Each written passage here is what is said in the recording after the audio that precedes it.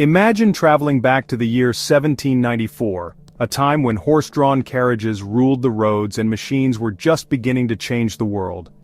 And right there steps a man from Wales whose name is almost forgotten today, but without whom our modern life would hardly be possible. Philip Vaughan, a blacksmith, ironworks owner and industrialist, who had the genius idea to defeat friction by inventing the very first ball bearing in history. Vaughan noticed that wagon axles wore out quickly because the wheel rubbed directly against the axle, and he asked himself, what if small iron balls rolled between the axle and the wheel so the wheel could almost turn on its own?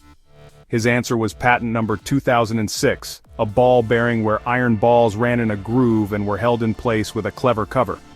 His plan was to make carriages lighter, faster, and more efficient, less strain for horses, less wear and tear, less downtime. And even though his technology was ahead of its time and he himself couldn't yet mass-produce it, the foundation was laid for a revolution that still drives us today. Because think about it. Ball bearings are now everywhere. In bicycles, cars, engines, machines, watches, hard drives, even in your skateboard or gaming controller. Everything spins more smoothly because Philip Vaughan dared to change the very nature of motion. But who was this man? Born around 1757 in Wales, son of William Vaughan, he first worked in ironworks, became a manager, later a part owner of several factories, married Elizabeth Griffiths in 1793, and lived as an entrepreneur right in the middle of the rising industrial age, always driven by the idea of making things more efficient.